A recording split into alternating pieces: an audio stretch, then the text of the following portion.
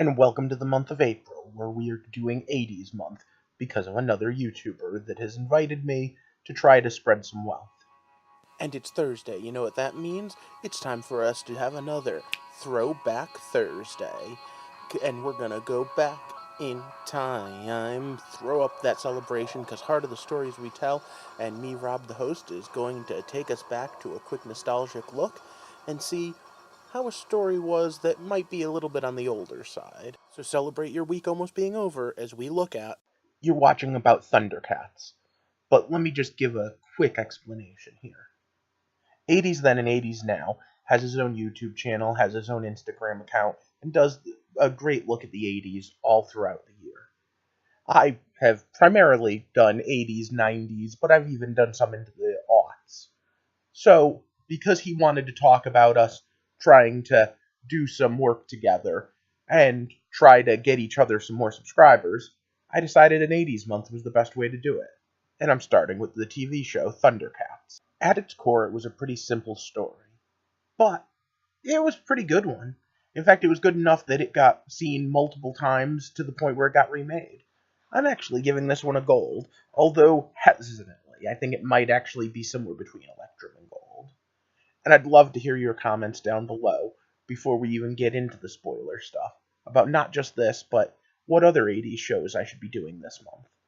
But alright, so what I do here is I review stories, normally as they come out, but I do Throwback Thursdays like this to older stories, and I do theory videos every Sunday. If that sounds interesting, click the subscribe button, because we are tackling Thundercats. Following a very basic concept and a basic script, it's basically a toy commercial.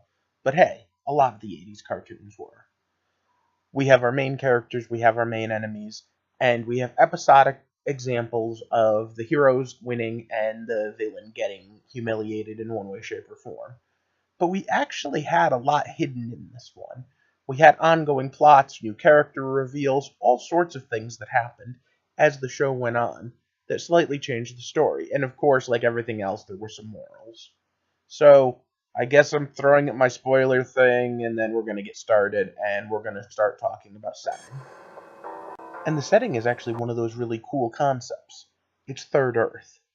Third Earth is a post-apocalyptic Earth that is all sorts of weird mutant things running around. Get it, third planet from the sun, but also Mumra says he remembers first and second Earth, so, you know, Egypt was probably first Earth and we're second Earth, so it was cool. Let's talk characters. Like any good 80s cartoon, the primary characters are our heroes, the Thundercats, that the show is named after. Now, the primary cast is mostly the adult ones, although there are two kid ones that show up too. Lion-O is actually, well, Lion-O, I'll get into him because he's interesting. Chitara is the female character, a super speedster, and then we have both the tough guy and the mechanic in Panthro. And then we have kind of like the mystical older brother, respectable guy, Tigra. And then, like I said, there are two kids, Wily Kit and Wily Cat, who are actually closer to Lion-O's age than anyone else. Our main villain is Mumra, the ancient spirit of evil, and he has these mutants working for him. When we get to the plot, we're going to discuss that more. But I really want to discuss Lion-O and what makes him different. You see, when we first meet the Thundercats, they're exiles and refugees. And Lion-O's the boy king. But he ages physically, but not mentally. It's an interesting concept, although one not always used as well as it could be. But let's talk about the plot. Their homeworld destroyed, out on a pilgrimage, the Thundercats come to Third Earth. They bring a magic sword, the Sword of Omens, which is the masterpiece of their society. But it's also the downfall of it, because the evil Mumra wants to use it to increase his own power. Now, on Thundera, where they were from, they had no need of protection. But now they need body armor and weapons, and they need to learn to fight. And their enemies, the mutants, have followed them. All in all, it's pretty cool. Although it does eventually break down to being formulaic with how they use the sword as their deus ex machina.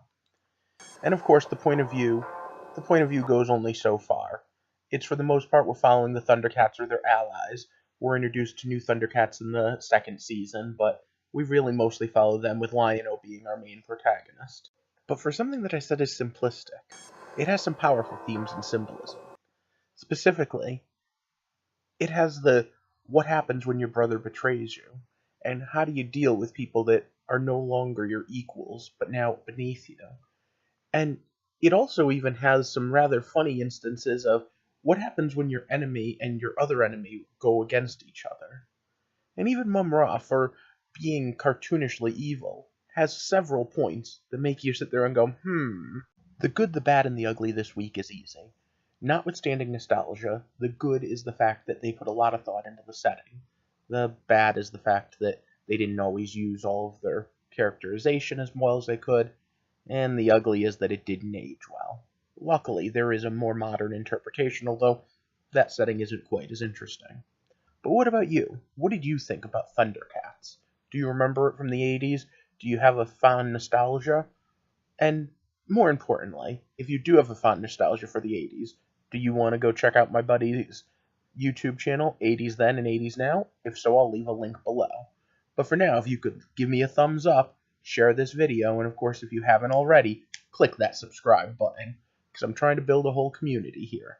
Especially through 80's month, I'd love to talk to you guys more. Find out what you thought about things, so if I get any comments, I will respond to them before I start next week's episode. For now, though, I hope that you have a good day, and thank you for walking with me through the heart of the stories we tell.